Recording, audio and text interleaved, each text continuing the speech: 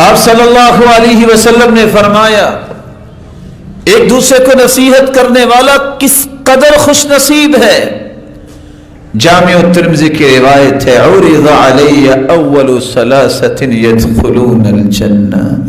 اور میرے صحابہ مجھ پہ وہ 3 لوگ پیش کیے گئے جو سب سے پہلے جنت میں جائیں گے.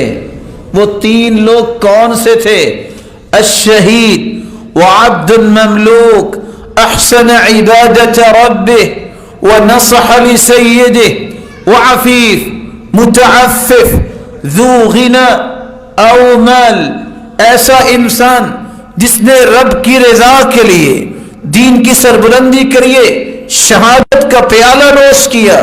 دوسرا وہ انسان جو کسی متحدی میں کام تو کرتا ہے عبادت میں بھی کوئی فرق نہیں آنے دیتا اور جو ذمہ داری ہے اس کو بھی پورا کرتا ہے, رب کی بھی نصیحت اور اپنے مالک کی بھی نصیحت کرتا ہے, اس کی اطاعت کرتا ہے.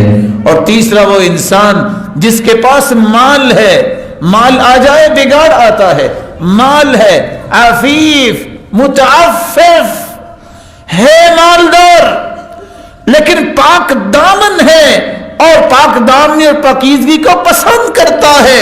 فرمایا یہ 3 خوش بخت ہیں جو سب سے پہلے مجھے دکھائے گئے یہ جنت میں داخل ہوں گے.